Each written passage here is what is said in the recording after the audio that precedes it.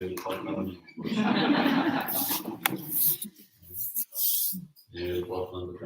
బాధపడాలో మీరు బాధపడాల్సిన అర్థం కావట్లేదు.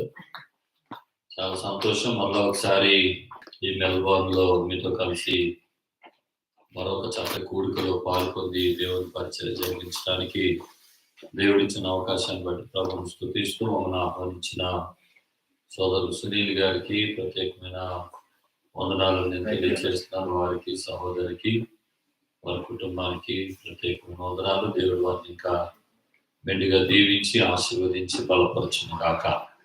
ఆమేన్. అలాగే ఈ సాయంకాలం ఈ స్థలంలో చేరి మీకు అందరికీ పేరు పేరున హృదయపూర్వకమైన వందనాలు తెలియజేస్తున్నాను. అందరికి వందనాలండి. రిప్లై ఇవ్వాలండి ఖచ్చితంగా. దేవుడు మనందరినీ ఆశీర్వదించును గాక. ఆమేన్. బాగా డల్ అయిపోయారండి. చలా రెండు అర్థం అవట్లేదు. ఆమేన్ చెప్పండి. ఆమేన్. అలాగే మమ్మల్ని ఇక్కడికి ఆహ్వానించడంలో ప్రముఖమైన పాత్ర పోషించి మమ్మల్ని ఇక్కడ తీసుకొచ్చి మమ్మల్ని ఎంతగానో మరి బలపరుస్తూ ప్రోత్సహిస్తూ ప్రభాకర్ గారికి వారి కుటుంబాలకు ప్రత్యేకంగా వందనాలు తెలియజేస్తున్నాను.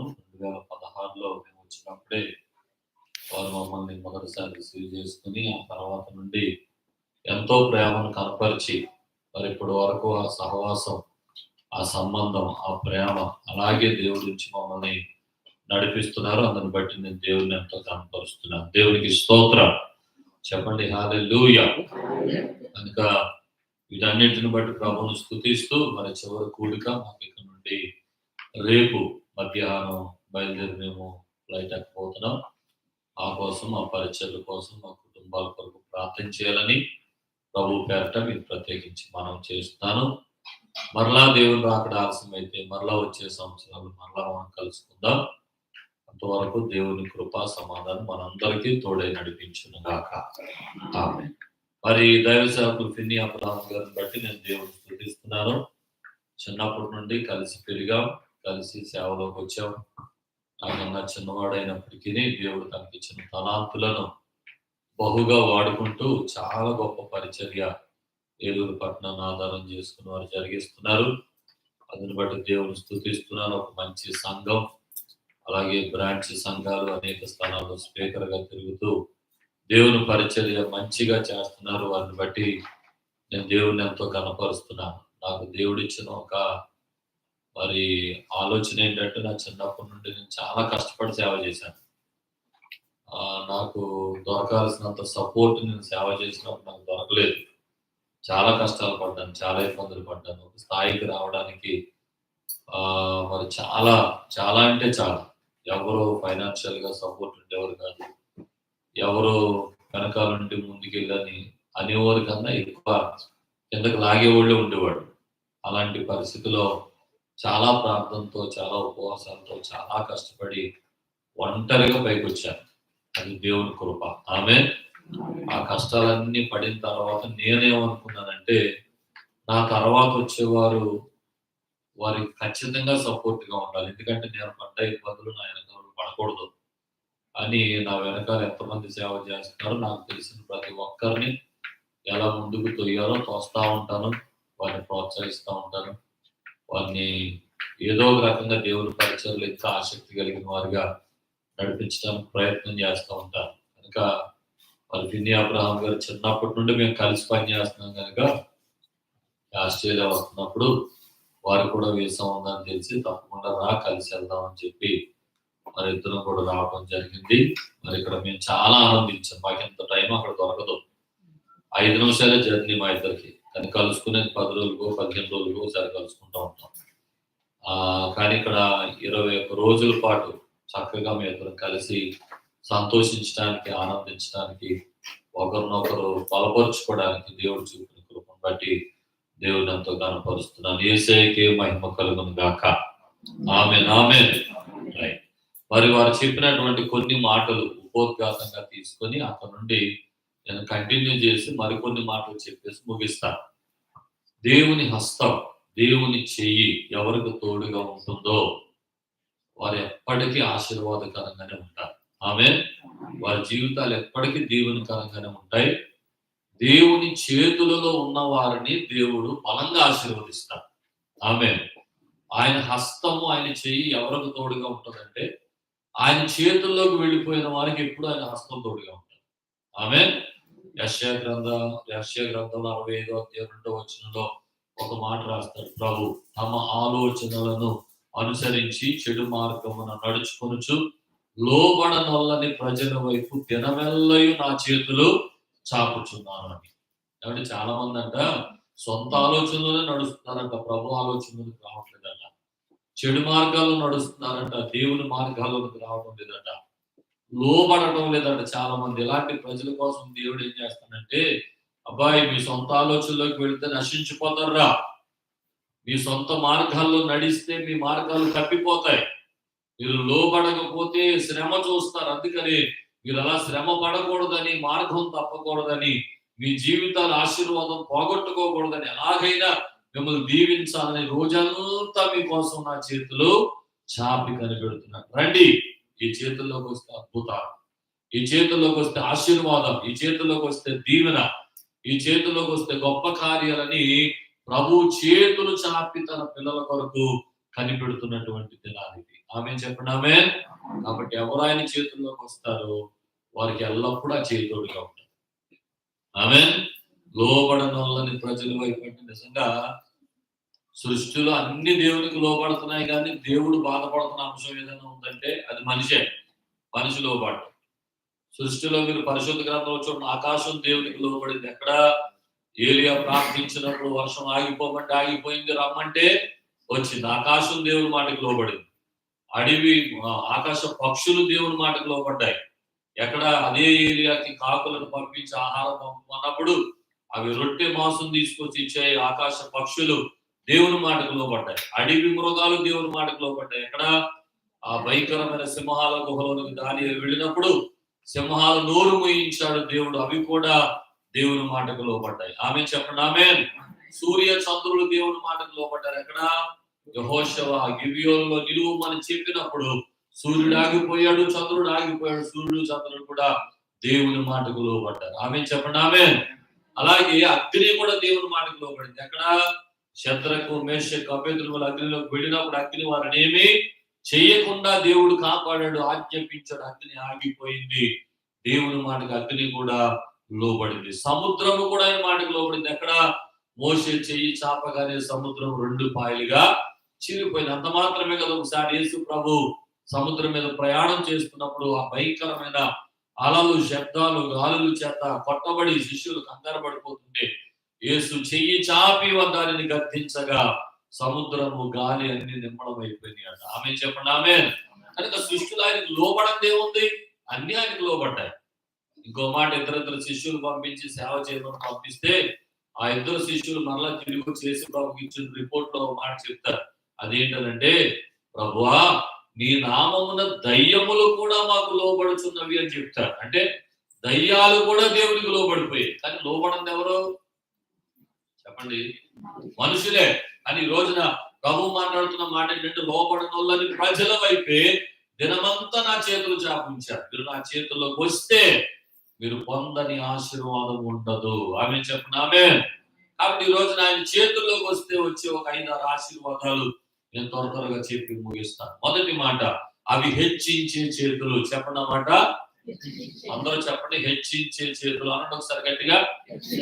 రైట్. 1 పేతురు పత్రిక 5వ అధ్యాయం 6వ వచనం చదువుతున్నప్పుడు, దేవుడు తగిన సమయమందు మిమ్మును హెచ్చించున్నట్లు ఆయన బలిష్టమైన చేతి క్రింద దీన మనస్కులై ఉండుడి. ఏ చేతులు? బలిష్టమైన చేతులు. చెప్పనమాట, ఎంత బలమైన చేతులు తెలుసా అవి?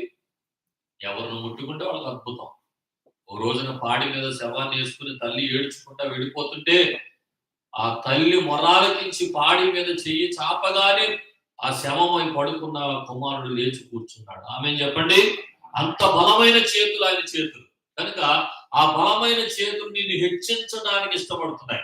అయితే నీ దగ్గర నుండి ఏం ఎక్స్పెక్ట్ చేస్తున్నాయి? ఆ చేతుల క్రింద నువ్వు దీన మనస్కుడు అయి ఉండాలి. ఆమె ఆ చాపబడిన చేతుల కింద దీనత్వం కలిగి ఉన్నప్పుడు ఆ చేతులు నిన్ను హెచ్చిస్తాయి. ఉదాహరణకి దావీదును చూసుకుందాం ఒకసారి. దావీదు దేవుని చేతుల్లోకి వచ్చేసాడు. ఆయన చేతుల ఆధీనంలో ఎంత దీనత్వమో, ఎంత తగ్గింపో. దేవుని ఆరాధిస్తూ ఉండేవాడు. దేవుని కన్నులు దావీదు మీద పడ్డాయి. దావీదుని హెచ్చరించాలనుకున్నప్పుడు నా భాషలో ఇలా చూపిస్తాను, ఒకసారి చూడండి.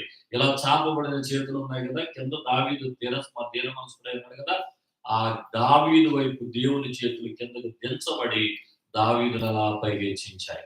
ఆమె చెప్పండి, ఆమె. కనుక మనం కూడా ఆయన చాపబడిన చేతుల్లో దీన మనస్కులమై ఉన్నప్పుడు తగిన సమయమందు ఆ చేతులు మనల్ని ఏం చేస్తాయి? హెచ్చిస్తాయి. అవి హెచ్చించే చేతులు అనండి ఒకసారి. మొదటి మాట గట్టిగా చెప్పండి, హెచ్చించే చేతులు. రెండవ మాట, శత్రు బారి నుండి కాపాడే చేతులు. చెప్పండి మాట. రైట్. మీకు విరోధులు ఎవరైనా ఉన్నారా? మీ ఇంట్లోనే ఉన్నారా? మీ బయట ఉన్నారా? మీ శత్రువులుగా అనేక మంది మనుషులు మీ మీద యాంటీగా పనిచేస్తున్నారా? మీ ఆఫీసులో ఉన్నారా? మీ డ్యూటీస్ లో కనపడుతున్నారా? శత్రువుల చేతికి మనం మట్టంటించకుండా కార్యం చేసేవాడు దేవుడు. ఆమె.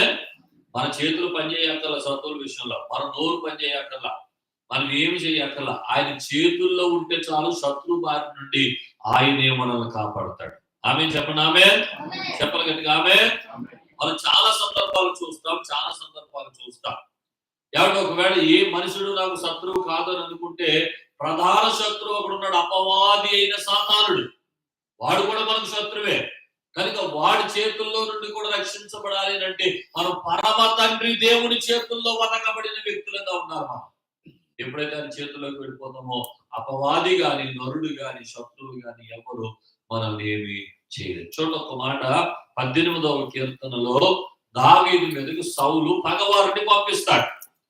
ఏడా పగవాళ్ళు ఎలా ఉన్నారట? 17వ వచనం చదివితే అక్కడ కనపడతారు చూడండి. బలవంతులకు పగవారు, నన్ను ద్వేషించువారు నాకంటే బలిష్ఠులై ఉండగా వారి వశము నుండి ఆయన నన్ను రక్షించేను. విశాలమైన స్థలమునకు తోడుకుని పోయి ఆయన నన్ను రక్షించాడు. ఎందుకంటే నేను ఆయనకు ఇష్టడను కనుక ఆయన నన్ను రక్షించాడు అంటున్నాడు. ఆమె చెప్పండి, ఆమె.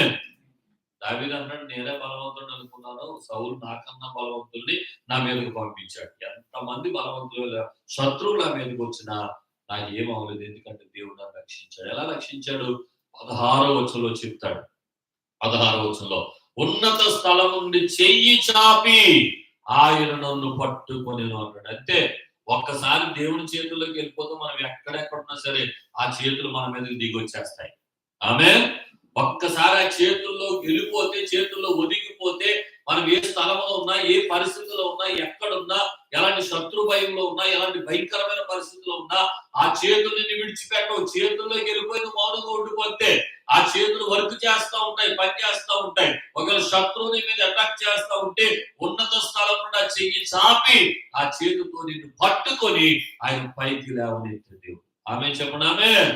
కాబట్టి ఎవరైనా శత్రువు బారి నుండి భయపడుతున్నారేమో, శత్రు భయంతో తలడిల్లిపోతున్నారేమో, ఒక్కటే ఒక మాట, ఆయన చేతుల్లో ఉంటే ఏ నష్టం జరగదు. చేతుల్లో ఉన్నారా లేదా పరిశీలించుకోండి. ఆయన చేతుల్లో ఉన్నామా లేదా పరీక్షించుకుందాం. చాపబడిన చేతులు ఎప్పుడు వెనక్కి తీసే దేవుడు కాదు. మరి ఎందుకు నష్టాలు జరుగుతున్నాయి? మనమే చేతుల్లోకి వెళ్లకుండా తోసుకుంటా వెళ్ళిపోతున్నాం కొన్నిసార్లు. ఆ చేతులను పట్టించుకోవడం లేదు కొన్నిసార్లు. ఆయన చేతిలోకి వెళ్ళడానికి అనేక సార్లు నిరాకరించిన వారంగా కనబడుతున్నాం. అందుకే కొన్నిసార్లు మన జీవితాల్లో భయంకరమైన పరిస్థితులు, హెచ్చించబడలేకపోతున్నాం, ఆశీర్వదించబడలేకపోతున్నాం, అలాగే శత్రువులను తప్పించుకోలేకపోతున్న ఈ పరిస్థితులు మన జీవితంలో కలుగుతున్నాయి. ఇక 3వ మాట, కొంత 2 మాటలు చెప్పాను. ఒకటి హెచ్చించే చేతులు. చెప్పండి. ఒకటి 2 శత్రు బారి నుండి కాపాడే చేతులు. చెప్పండి, శత్రు బారి నుండి కాపాడే చేతులు. ఇక 3వ మాట, మార్గములో కాపాడే చేతులు. చెప్పండి మాట కొంచెం గట్టిగా చెప్పండి. మన ప్రయాణాల్లో కాపుదల కావాలి మనకి. దేవుని కాపుదల లేకపోతే మన ప్రయాణాల్లో మనం నడవలేము, మనం సురక్షితంగా చేరలేము. కనుక దేవుని హస్తము మనకు ఉండాలి, ఆయన హస్తబలం మనకు ఉండాలి.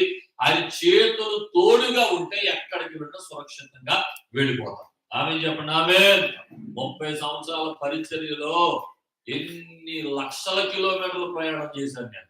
ప్రతి రాత్రి ఒక రాత్రి 500 కిలోమీటర్లు వెళ్తే, ఒక రాత్రి 200 వెళ్తే, ఒక రాత్రి 700 వెళ్తే, రాత్రులు ప్రయాణాలు. కనీసం 2 రోజులకు ఒక యాక్సిడెంట్ రోడ్డు మీద చూస్తూ ఉంటాం. 2 రోజులకు ఒక శవాన్ని చూస్తూ ఉంటాం రోడ్డు మీద. ఇలాంటి పరిస్థితుల్లో 30 సంవత్సరాలుగా దేవుని కాపుదల ఏంటో కన్నులారా చూస్తూ వస్తున్నాం. స్తోత్రం చెప్పండి ఒకసారి గట్టిగా. హల్లెలూయా. మాకు ప్రమాదాలు జరగలేదంటే మాకు జరిగాయి. ఇందాక ట్రాఫిక్ వచ్చి మాట్లాడుకున్నాం. మా ఇన్నోవా వెళ్తుంటే ఇద్దరు ట్రాక్టర్లు పట్టుకుని మధ్యలో నొక్కేశారు మా ఇన్నోవా ఒకసారి. ఆ కారులో నేనున్నాను, నా భార్య, నా కుమార్తె, నా కుమారుడు, ఇంకా కొంతమంది యూత్. కారు ఇలా నలిగిపోయింది, చెత్త చెత్త అయిపోయింది, కానీ ఒక్క మనిషికి కూడా అపాయం జరగకుండా దేవుడు కాపాడాడు. ఎందుకో తెలుసా?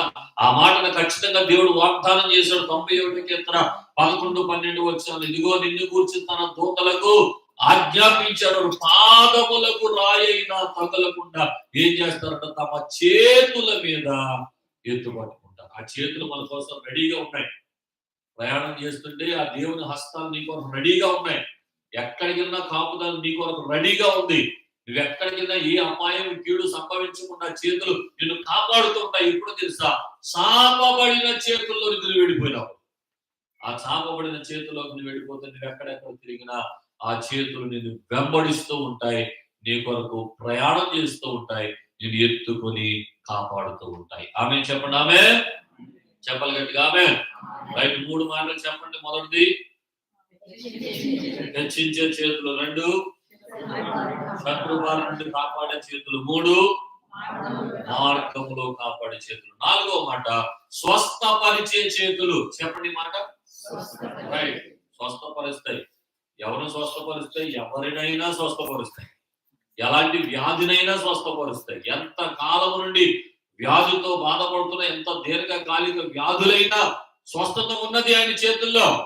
ఏమండి? 12 సంవత్సరాల నుండి రక్తస్రావం కలిగిన స్త్రీ, 18 సంవత్సరాల నుండి నడుమొంగిపోయిన స్త్రీ, 38 సంవత్సరాల నుండి కోనేటి దగ్గర పడి ఉన్నటువంటి వ్యక్తి, ఎవరు స్వస్థత పొందలేదు? దీర్ఘకాలిక వ్యాధులు ఎంతో మంది యేసయ్య ద్వారా స్వస్థత పొందారు, కేవలం ఆయన చేతి తాకిడి ద్వారా. ఆమేన్.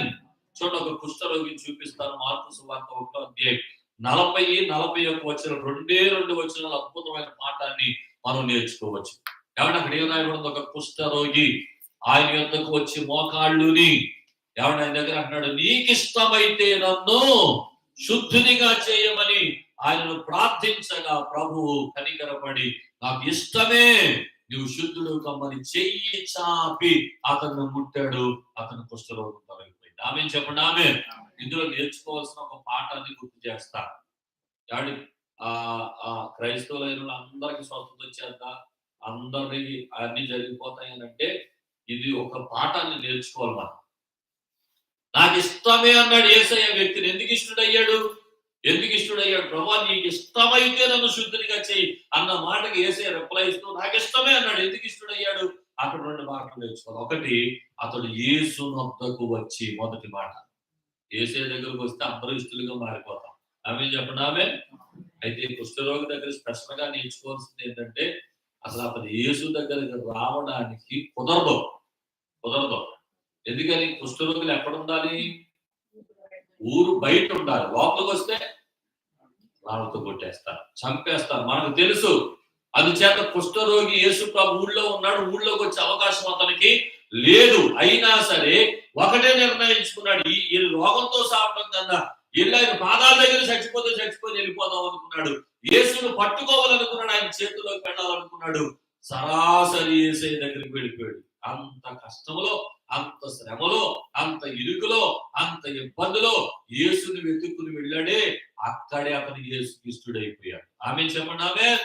నేను చెప్తాను, మంచి జరిగినప్పుడు స్తోత్రాలు, స్తుతులు, హల్లెలూయాలు, కృతజ్ఞత కూటాలు అన్ని బాగానే జరుగుతాయి అందరిలో. అప్పుడు కాదు. కష్టం వచ్చినప్పుడు, నష్టం వచ్చినప్పుడు, శ్రమ కలిగినప్పుడు, ఇబ్బంది కలిగినప్పుడు, వేదన కలిగినప్పుడు, అప్పుడు కూడా యేసు దగ్గరకు వచ్చే వారిని యేసు ఎప్పుడు కూడా విడిచిపెట్టే దేవుడు కాదు. అయ్యా నువ్వే శరణమయ్యా, నువ్వు తప్ప నాకు ఎవరు లేరు ప్రభు, నేను ఎవరు శరణం కోరుకోవడం లేదు, ఏ మనిషి దగ్గరికి వెళ్ళడం లేదు, ఎక్కడ నేను చూడటం లేదు, నిన్ను మాత్రమే, నీ మీద మాత్రమే నేను ఆధారపడ్డానయ్యా. శ్రమలో, కష్టంలో కూడా ఆయన వెతుక్కుంటూ వస్తే చాలండి, దేవుడు అద్భుతం చేస్తాడు. ఆమె చెప్పండి. ఆమె. ఇంకో మాట చెప్పనా? అతడు యేసు యొద్దకు రావడం మోకాళ్ళుని. మోకాళ్ళు అన్నటువంటి అర్థం ఏంటి? తను తాను సంపూర్తిగా దేవునికి సబ్మిట్ చేసుకున్నాడు. ఆమె. మోకరించడం అర్థం ఏంటండి? మనల్ని మనం దేవునికి అప్పగించుకోవడం, సబ్మిట్ చేసుకోవడం, అది అర్థం. ఏమంటే మోకరించడం అంటే దేవునికి పరిపూర్ణంగా అప్పగించేసుకోవడం. అంటే యేసయ్య దగ్గరికి వెళ్ళి మోకాళ్ళ మీద పడిపోయాడంటే, ప్రభు ఇంకేమి లేదు, నాకు ఏ ఆధారం లేదు, నీ మీద ఆధారం, నీ ఎదుట పరిపూర్ణంగా అప్పగించేసుకుంటానని అర్థం. కనుక ఇప్పుడు ఎప్పుడైతే యేసు దగ్గరకు మోకాళ్ళు ఉన్నాడో యేసుకి ఇష్టమైపోయింది. ఆమె చెప్పండి, ఆమె నాకు ఇష్టమే, నీవు శుద్ధుడవు కమ్మని యేసు వెంటనే చేయి చాపేశాడు. ఆయన చెయ్యి దిగొచ్చేసిందంటే ఆమె చెప్పండి, ఆమె ఈ రోజున ఆయన చెయ్యి దిగొస్తే ఎలాంటి రోగమైనా మానిపోవలసిందే. ఆమె చెప్పండి, ఆమె స్తోత్రం చెప్పండి, హల్లెలూయా. బలహీనతలు రాకమానం వస్తాయి, మనం బ్రతికినంత కాలం బలహీనతలు వస్తాయి, రోగాలు వస్తాయి. కానీ మనకు ప్రొటెక్షన్ ఏంటో తెలుసా? ఆయన చేతుల్లో ఉంటాం కదా, ఏ రోగం మనల్ని ఏమీ చెయ్యలేదు. ఆమె చెప్పండి, ఆమె విన్నీ గారు చెప్పారు కదా, పెద్ద పోరాటాలతో వచ్చాము ఇక్కడికి మేము. పెద్ద పోరాటాలు, బయలుదేరినప్పటి నుండి పోరాటాలు, మాకు 6 గంటలకి బయలుదేరి గన్నవరం ఎయిర్పోర్ట్కి రావాలి. మేము 4:30 వరకు ఇద్దరు హాస్పిటల్ ఉన్నాం. బయలుదేరినప్పుడు ఆయన ఒక హాస్పిటల్, నేను ఒక హాస్పిటల్. అక్కడ నుండి బయలుదేరి నేరుగా ఇంటికి వచ్చి అలాగే ఫ్లైట్ ఎక్కేసి అలాగే నీరసంగా అలాగే బలహీనంగా వచ్చాం. ఏమంటే ఇక్కడికి వచ్చిన తర్వాత కూడా ఒక ఊరితో 3 రోజులు ఏదో పోరాటం. సైతానుడు పోరాటాలు నలకొడతాడు, కొన్నిసార్లు అనారోగ్యాల చేత మనం కొన్నిసార్లు నలకొడతా ఉంటాడు. కానీ ఒక్క మాట, భయపడాల్సిన అవసరం లేదు. ఎందుకంటే మనం ఎవరి చేతుల్లో ఉన్నాం చెప్పండి? యేసయ్య చేతుల్లో. ఒక్కసారి ఆయన చేతిలోకి వెళ్ళిపోతే నువ్వెక్కడున్నా సరే ఆ చేతులు దిగొస్తాయి, నిన్ను ముట్టుకుంటాయి, నిన్ను పట్టుకుంటాయి, నిన్ను తాకుతాయి, నిన్ను స్వస్థపరుస్తాయి. ఆమె చెప్పండి, ఆమె చెప్పండి, హల్లెలూయా. సంతోషంగా వెళ్తున్నాం తిరిగి, ఏ బాధ లేదు, ఏ రోగం లేదు. ఆమె చెప్పండి. రోజు పలవలే, రోజు చికెన్లే, ఏ రోగం ఉందో చెప్పండి? ఏ ఇంటికి వెళ్ళినా ఎవరు వదలలేదు మమ్మల్ని. విపరీతంగా పెంచారు, 2-3 కేజీలు పెంచి తీసుకెళ్తున్నాం. స్తోత్రం చెప్పండి, హల్లెలూయా. కాబట్టి నేను చెప్పే మాట ఏంటంటే, ఎవరికి ఏమవుతో కంగారు పడద్దు. ఒక్కసారి పరీక్షించుకోండి, దేవుడి చేతుల్లో ఉన్నామా లేదా. ఒక్కసారి పరిశీలించుకుంటే శ్రమ వచ్చినప్పుడు ఆయన పాదాల దగ్గరికి వచ్చి మోకాళ్ళ మీద పడి, ప్రభువా నీకు ఇష్టమైతే ఆయన అడగగలిగితే దేవుడు తప్పకుండా స్వస్థపడతారు. కొంతమంది ఏం చేస్తారు తెలుసా? వాళ్ళు రారు యేసయ్య దగ్గరికి. ఎక్కడెక్కడ ప్రేయర్ టవర్లు ఉన్నాయి, ఎక్కడెక్కడ నెత్తి మీద చేసి ప్రార్థన చేసే పాస్టర్ గారు ఉన్నారు, ఎక్కడెక్కడ ఎవరు ఫోన్లో ప్రార్థన చేస్తారు, ఎక్కడెక్కడ స్వస్థత, వారు అందరిని నెత్తుకుంటా కూర్చుంటారు. వాళ్ళే చేయగలిగే కోసం ప్రార్థన, ఏడు మాత్రం చేయరు.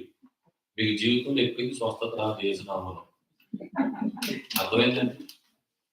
వచ్చిన ప్రతి పాస్ట్ గారు నెత్తి మీద చేయాలి పట్టకాలు వచ్చేస్తుంది. కారణం ఏంటి?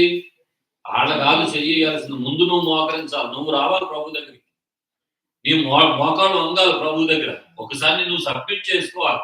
నువ్వు రాకుండా ఆడ చేయాలి, ఏం చేయాలంటే అద్భుతం ఎందుకు జరుగుతుంది? యేసయ్య నిన్ను కోరుకుంటున్నాడు, ఆయన చేతుల్లో నువ్వు ఉండాలని ఆశపడుతున్నాడు. నీ ఆధ్యాత్మిక జీవితాన్ని ఆయన కోరుకున్నాడు. మొదట నువ్వు రా ప్రభు దగ్గరికి, కష్టమైన ప్రభు దగ్గరికి రా. కుష్ఠరోగమైన ఊళ్ళోకి వస్తే చంపేస్తారని తెలుసు కూడా అంత కష్టమైనా సరే ఊళ్ళోకి వచ్చాడు. అందుకని కష్టములో ఉన్న వారిని ఆయన ఇష్టపడే దేవుడు, కానీ కష్టంలో ఉన్న వారిని చూస్తూ ఊరుకునే దేవుడు.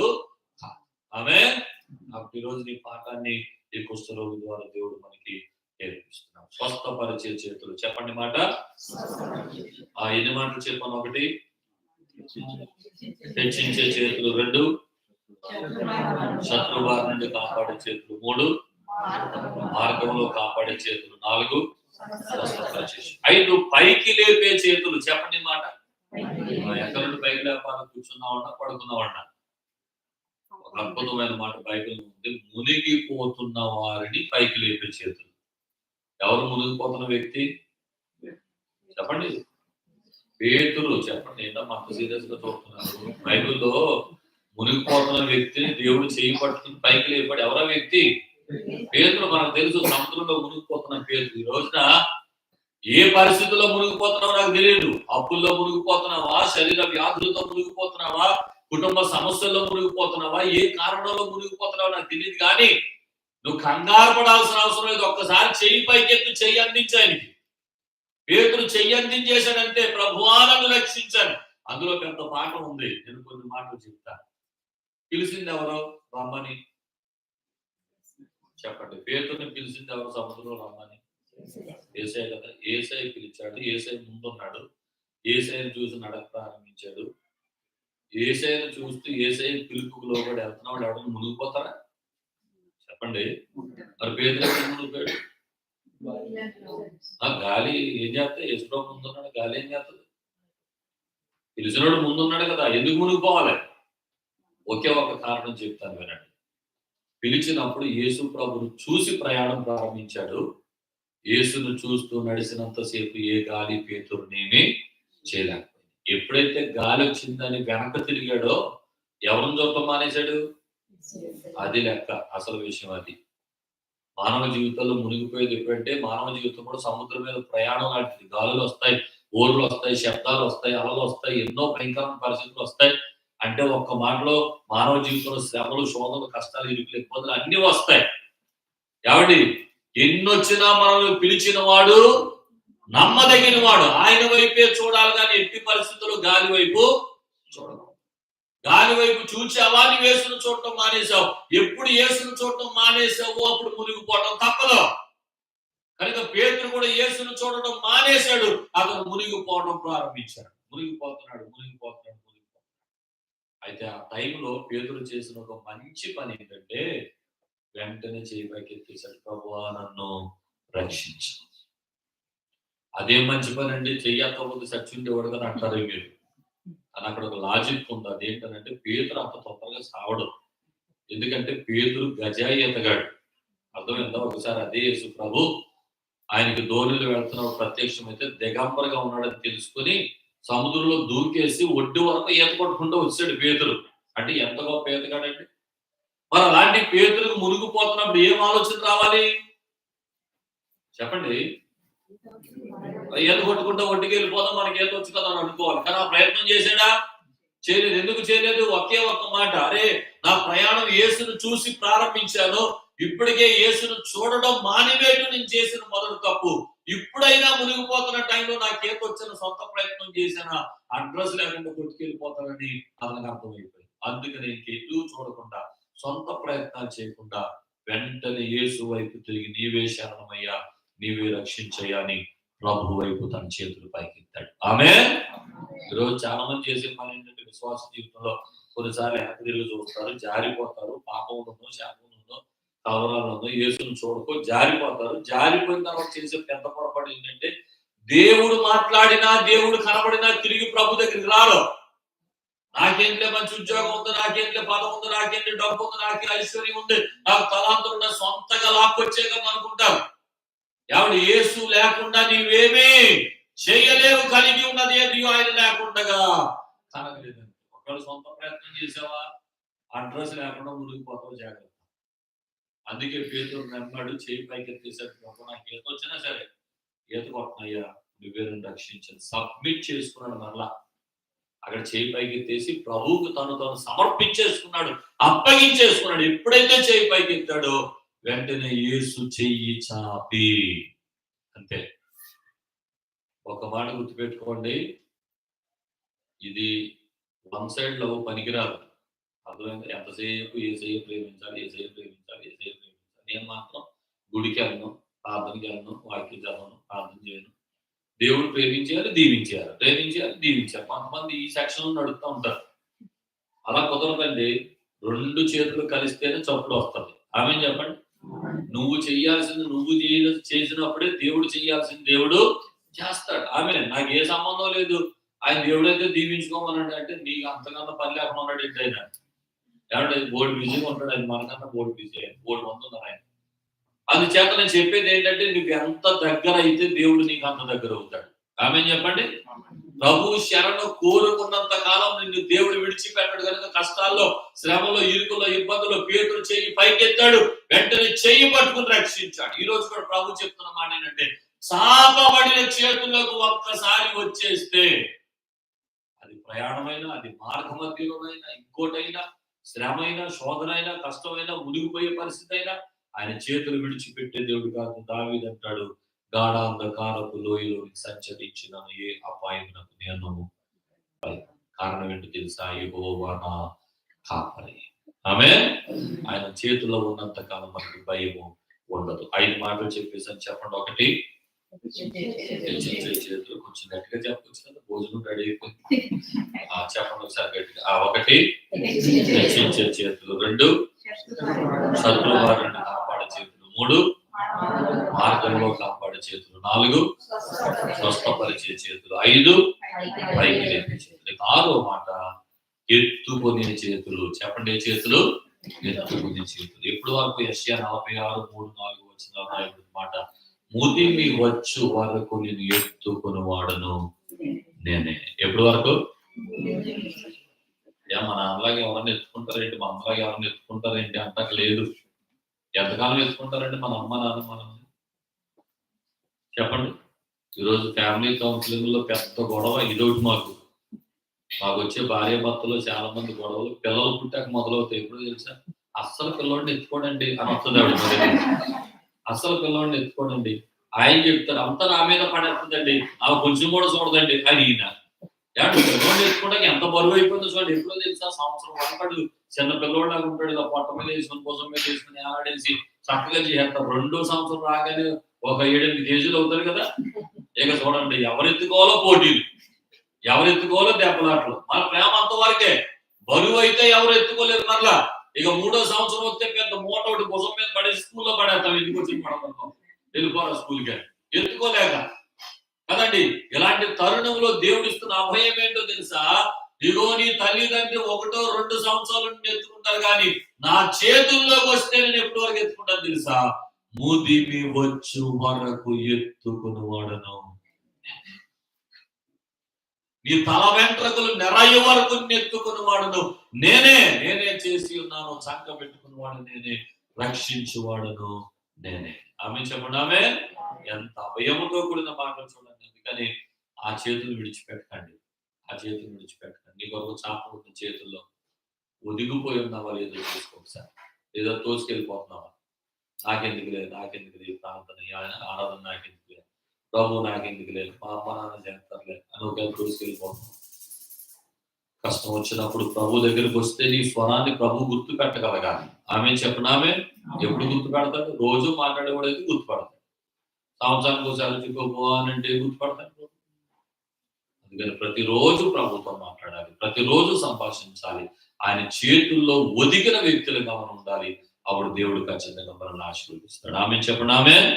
1, హెచ్చించే చేతులు. 2, శత్రువు నుండి కాపాడే చేతులు. 3, మార్గంలో కాపాడే చేతులు. 4, స్వస్థపరిచే చేతులు. 5, పైకి లేపే చేతులు. 6, ఎత్తుకునే చేతులు. చివరగా ఇంకొక మాట ఉంది, ఇది కొంచెం యాంటీ డైరెక్షన్ లో వెళ్ళే చేతులు. హెబ్రీయులకు రాసిన పత్రిక 10వ అధ్యాయం 31వ వచనం రాయబడిన మాట, జీవము కలిగిన దేవుని చేతులు పడుట బహు భయంకరం.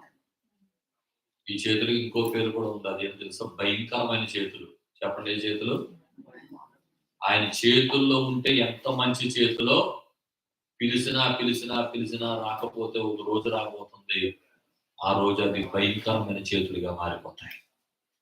భయంకరమైన చేతులుగా మారిపోతాయి. అందుకని భయంకరమైన చేతుల్లోకి వెళ్ళకూడదు. మనం ప్రేమ కలిగిన చేతుల్లోనే ఉండాలి, కృప కలిగిన చేతుల్లోనే ఉండాలి. కృపా సమయం ఉన్నంత కాలం, దేవుని కరుణ నీ మీద ఉన్నంత కాలం ఆయన చేతుల్లోకి వచ్చేయాలి.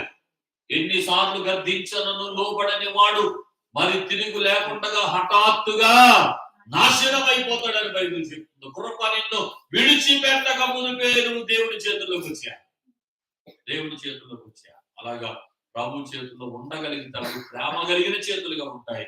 ఒకవేళ ఎన్నిసార్లు పిలిచినా తోసేసి వెళ్ళిపోతే ఒక దినం రాబోతుంది, ప్రభు త్వరగా రాబోతున్నాడు. ఆయన వచ్చినప్పుడు వాని క్రియలు చెప్పిన ప్రతి వానికి జీతం తేబోతున్నాడు.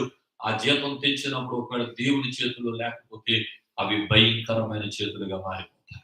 కనుక ఈ రాత్రి వేళ పరిశుద్ధాత్మ దేవుడు మనతో మాట్లాడుతుండగా, మనల్ని ఆహ్వానిస్తున్నట్టుగా, మనల్ని పిలుస్తున్నట్టుగా, నా చేతుల్లోకి రమ్మని ఆహ్వానిస్తుండగా, ఇంకా ఎవరైనా దేవుని చేతుల్లో ఉండాల్సిన రీతిగా లేకపోతే ఈ రాత్రి ప్రభుతో మాట్లాడి, ప్రభు నీ చేతుల్లో ఒదిగి ఉంటానయ్యా, నీ చేతుల్లో నా జీవితాన్ని సమర్పించుకుని ఉంటానయ్యా, నన్ను దీవించండి, నన్ను ఆశీర్వదించండి, నన్ను బలపరచండి అని ప్రభు సన్నిధిలో ప్రార్థించండి. మరలా చెప్తున్నాను, ఎక్కడ భయపడాల్సిన అవసరం లేదు.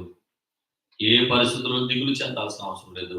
ఒక దేవుని బిడ్డగా ఏ కష్టం వచ్చినా మోకరించి చేయందించి, ప్రభువా నీవే రక్షించాలి.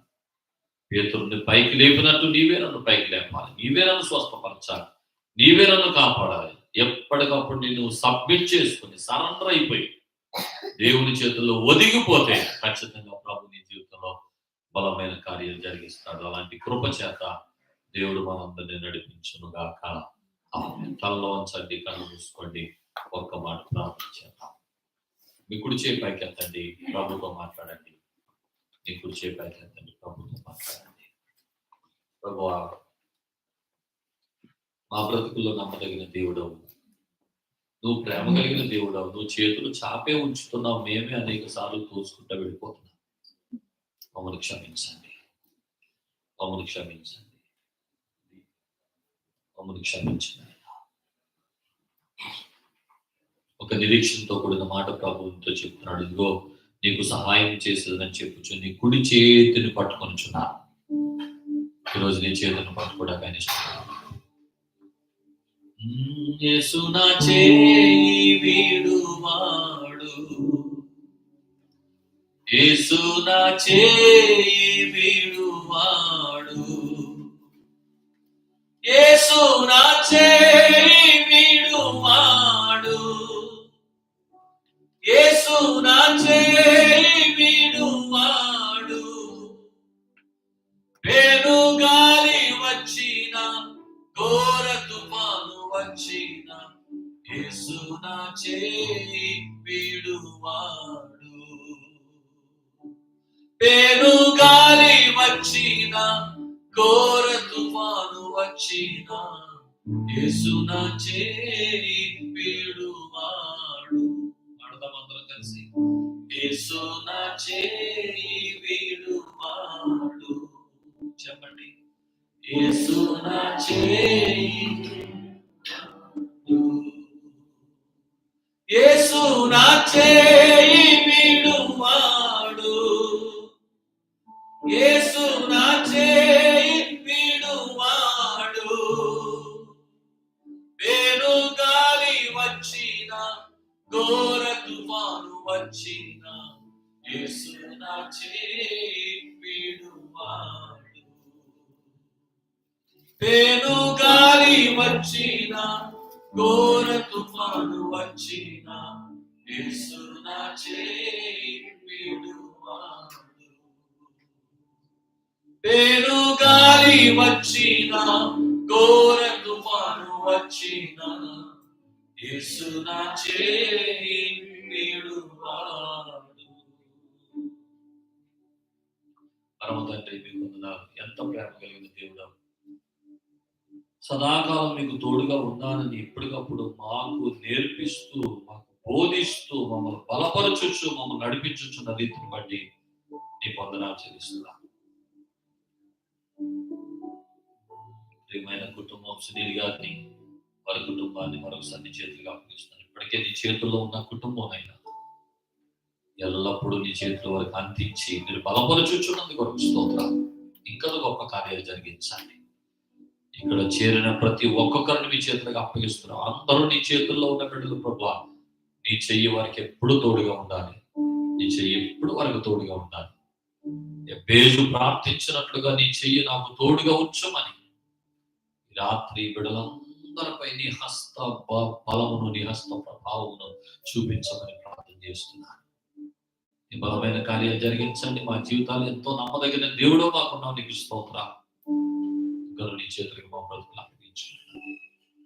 సాక్షులుగా వాడిని నడిపించండి, ఆశీర్వదించండి, మహిమను పొందండి, హృదయ వాంఛలు తీర్చండి. మీరే అద్భుతాలు, ఆశ్చర్యకార్యాలు జరిగించి బలపరిచి కృప చూపి మహిమను పొందమని మమ్మల్ని నీ చేతులకు సమర్పించుకుంటూ యేసు అతి శ్రేష్టమైన నామమున వేడుకొని ప్రార్థిస్తున్నాము మా పరమ తండ్రి.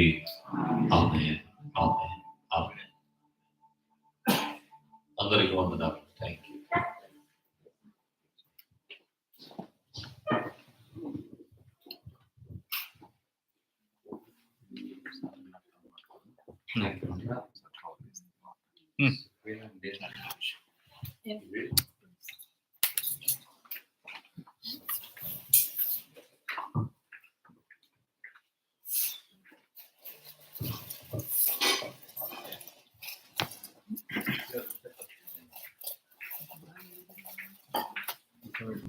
Okay, I think there's a verse in Bible. It says, "Respect those who work hard among you, who are over you in the Lord. Hold them high, regarding love because of their work." So with that, I think Sunil and his family, మీరు 3 weeks Australia వచ్చి క్షేమంగా తిరిగి మళ్ళీ రేపు వెళ్తున్నారు. మీరు బాగా save చేసినందుకు వాళ్ళు మిమ్మల్ని honor you, felicitate. Okay. So with that, I request Sunil. ఏమనుకోకుండా చేతులు మా చేతుల్లో అట్లా కాదు ఇప్పుడు రావాలి ఏదో సమర్పించేసుకున్నాం. మీరు మాట కాదనుకుంటే చేతులు థ్యాంక్ యూ.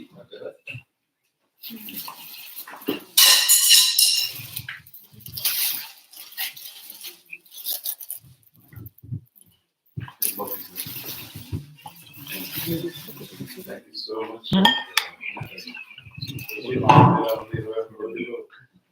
అద్భుత పరిచర్య అందిస్తున్నందుకు కూడా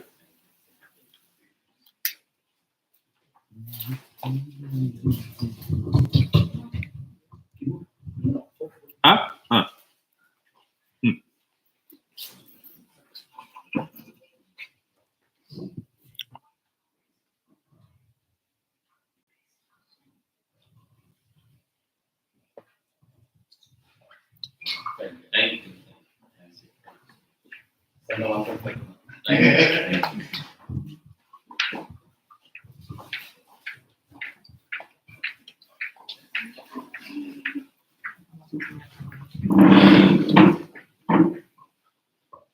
మొదటిగా మన thank God for all His love and amazing grace upon each and every family of us. And అందుని బ్రదర్ ఫిలిన్ కూడా తీసుకొని వచ్చి మన మధ్యలో ఉంచి దాదాపు 21 రోజులు అద్భుత పరిచయం అందించినందుకు కూడా మీ ఇద్దరికి అన్న జ్యోతిరాజానికి ఫిలి బ్రదర్కి కూడా ప్రభు నామంలో వందనాలు చెల్లించుకుంటున్నాను. ఈరోజు వీక్ డే అయినా సరే ఈరోజు అన్న గురించి మీరందరూ మా ఏమంటారు ఇన్విటేషన్ అందుకొని అందరూ వచ్చి I know it's how it is అన్న. ఈ week day it's very hard. ఇక మీరు చూసే ఉంటారు ఇక్కడ అసలు 1 గంట కూడా స్పేర్ చేయడం చాలా కష్టం. అయినా సరే అన్న వాళ్ళందరూ అందరూ వచ్చి ఇక ఎందుకంటే రేపు మీరు వెళ్ళిపోతున్నారు కాబట్టి ఈరోజు ఇక లాస్ట్ మీటింగ్ మన గృహం రావడం కూడా it's a blessing for us, as Steven Anna said. We won't forget this month. And thank you Anna, thank you very much. And ప్రార్థన చేయండి. మళ్ళీ మీ రాక కోసం మళ్ళీ ఎదురు చూస్తూ ఉంటాం. ఈ పోయినసారి వచ్చేది 2018 అంటే దాదాపు 5-6 ఏళ్ళు పట్టింది మీకు రావడానికి, అంతే కదా. మళ్ళీ ఇక ఎప్పుడు వస్తారో. But one thing I can say, we all love you now and forever. Thank you. And just please stay back and give us 10 నిమిషాలు ఇస్తే అది ఫుడ్ అరేంజ్మెంట్స్ అది చేసినాక will have a fellowship dinner. అన్నతోటి ఎవరైనా మిస్ అయ్యి ఉంటే prayer చేయించుకునేటోళ్ళు ఏదైనా ఫ్యామిలీ ఉంటే అంత ఉండండి, ప్రేయర్ చేయించుకోండి. ఈ లోపల then we will arrange all the food in the garage. Garage లో అన్ని అరేంజ్మెంట్స్ ఉన్నాయి. దెన్ ఏదైనా అవసరం అయితే ప్లీజ్ ప్లీజ్ అడగండి. But thank you so much అన్న. Thank you so much for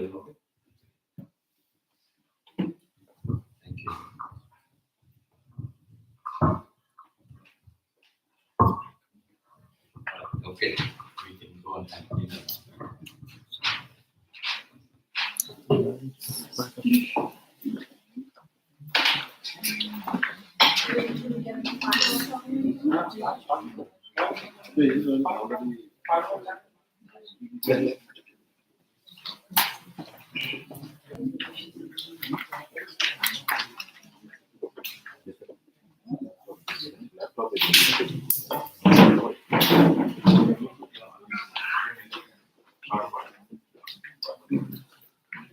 massage.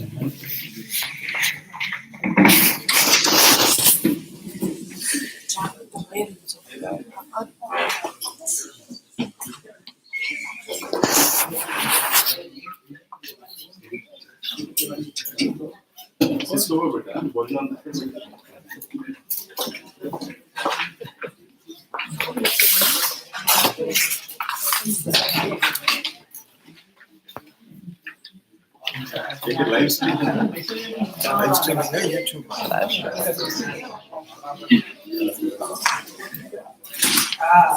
Wait a hand with it. It's good. Oh.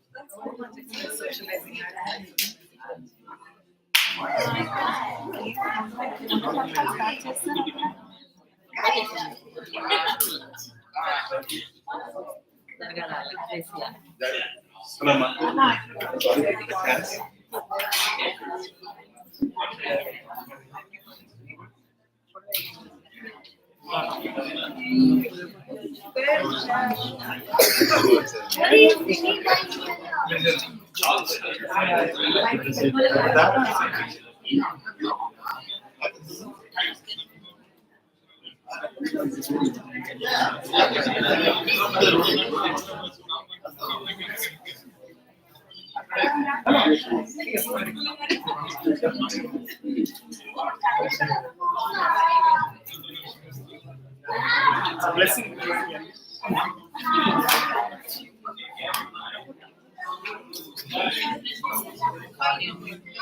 ఎలా ఉంది వర్క్ స్టడీస్ హోంవర్క్ చేస్తున్నారా హోంవర్క్ చేస్తున్నారా అదే అదే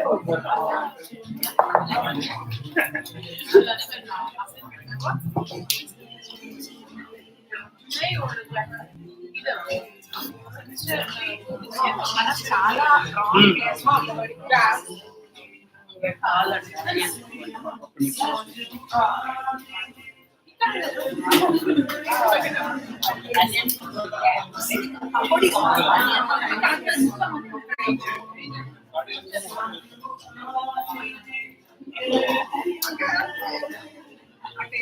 This is the hard.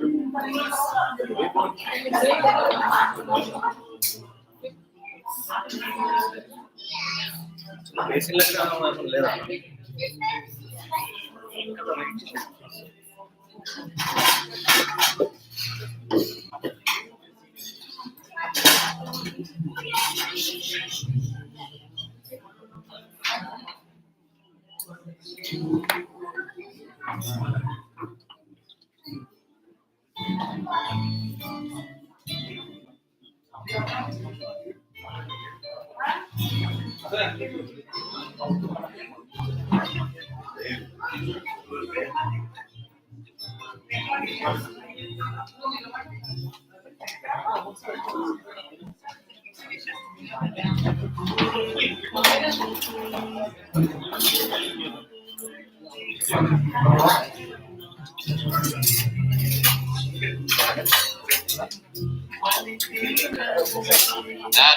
I think it's for Round, yes.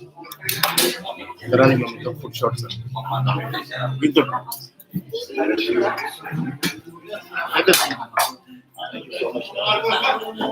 ఇది ఒకసారి పట్టుకొని ఇలా పట్టుకొని మొత్తం తెప్పేది యూట్యూబ్ లో లైవ్ నడుస్తుంది గరాజ్ లో కూడా లాస్ట్ టైం ఏమో పనులు ఇచ్చేది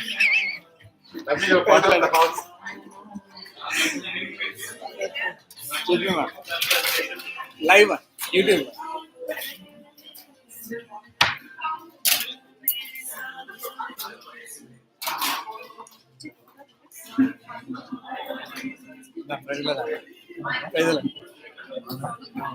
యూట్యూబ్ లైవ్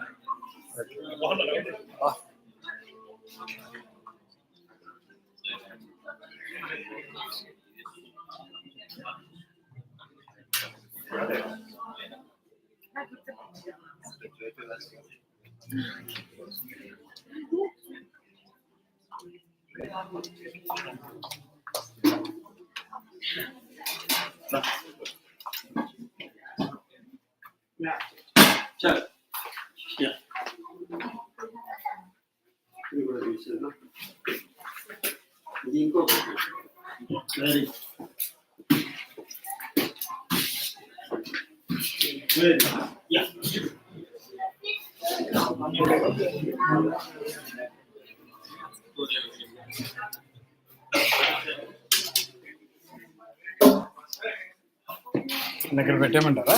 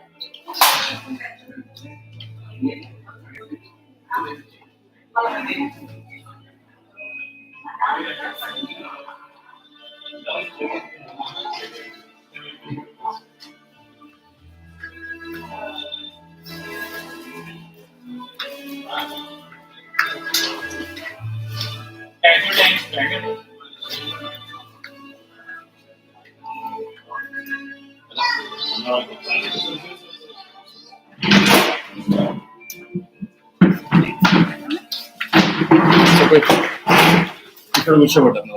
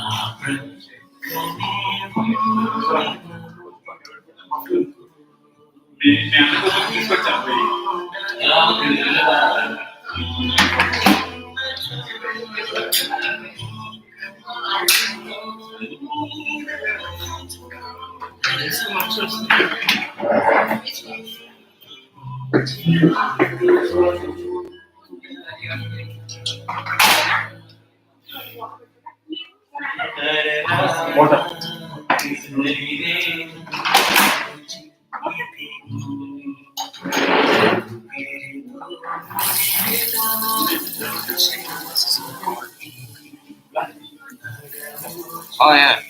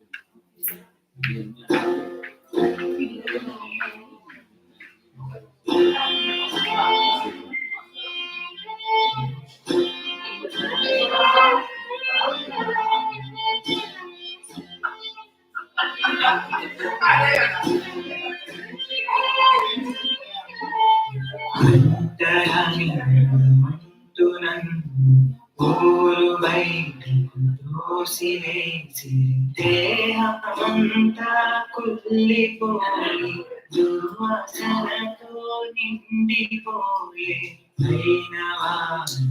కానరాక భుజము తట్టి వారు లేక కంటి నిండా నిదురపోక ఒంటరిగా జీవించలేక మరణమును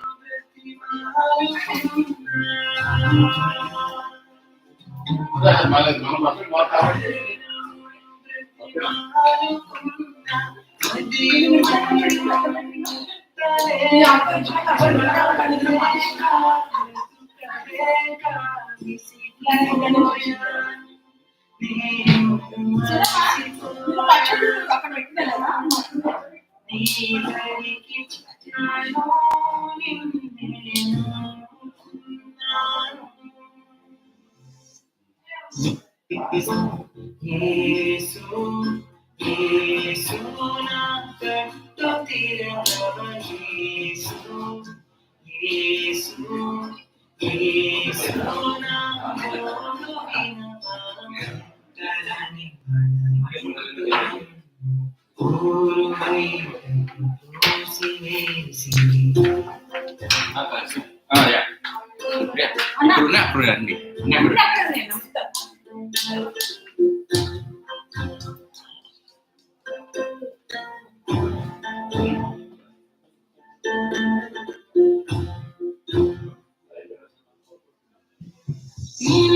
నిలిచిపోయావు నాకే కదిలగానే కదలిపోయావు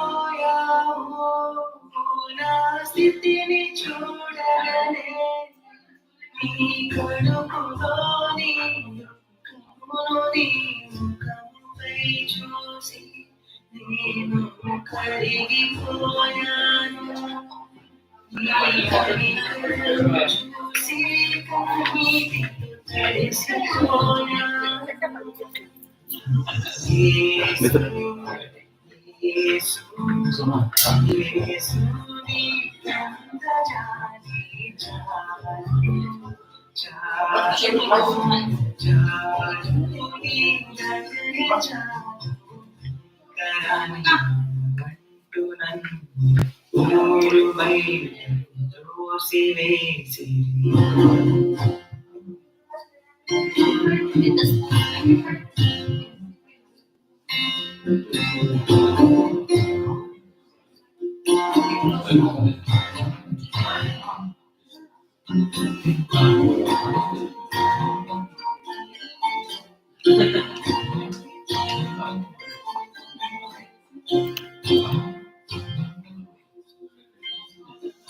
నన్ను తాకావు నీ చేతులను చాపి కుష్ఠరోగమున దేహము పైన ఉండగనే నా గుండె లోపల మండుచున్న కోరికను చూసి నన్ను ముట్టుకున్నావు ఆ స్పర్శ కొరకు కదానే తప్పించిపోయాను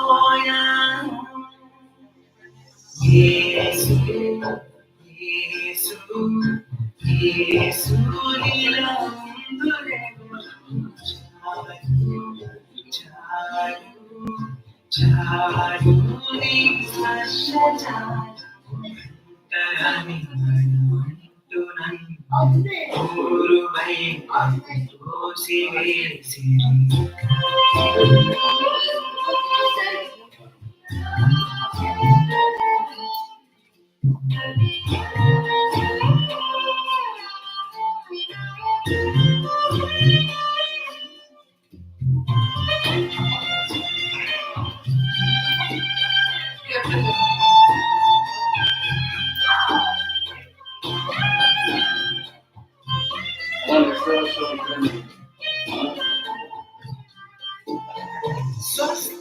స్వస్థపరిచావు శుద్ధునిగా చేసావు మురికి కోపమును నన్ను లేవనెత్తావు నా హృదయం పైకెత్తుకొని బ్రతికెత్తునిచ్చావు నాకు బ్రతుకునిచ్చావు నిన్ను ఆశ్రయించి నిరాశ చెందుతున్నారు ఎవరు యేసు యేసు యేసు దండములు నీకు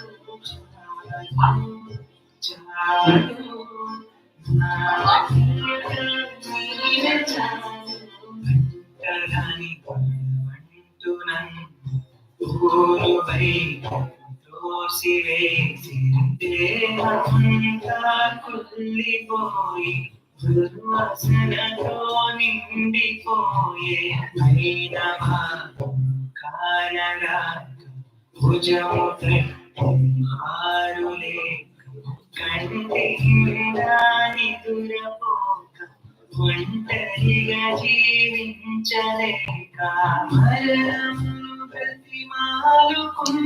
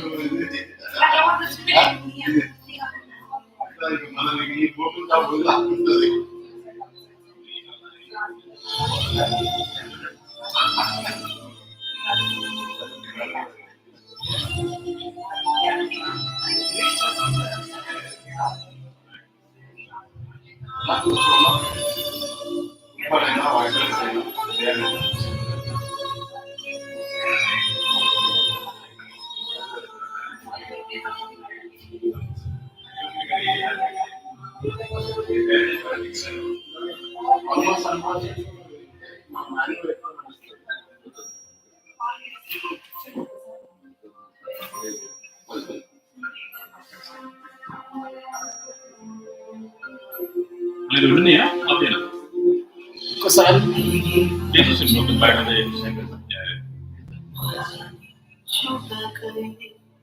లాస్ట్ థ్యాంక్ యూ.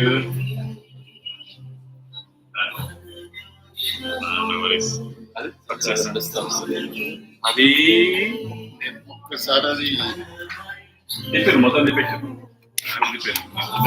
తినేది మొదలు పెట్టింది ఒక్క round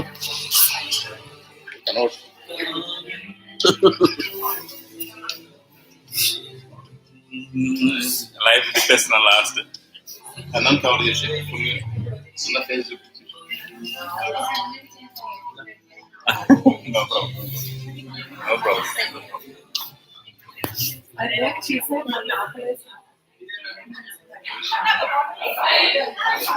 Last round on the line. Last round. Say hello. Say hello. Say hello. Say hello. Say hello. Say hello. Say hello. Last round on the line. Last round on the line. ఏమో live ఉంది మరి బంద్ చేసే ముందు అందరు చూపించమన్నారు, చూపిస్తారు. ఇదేంటన్నా?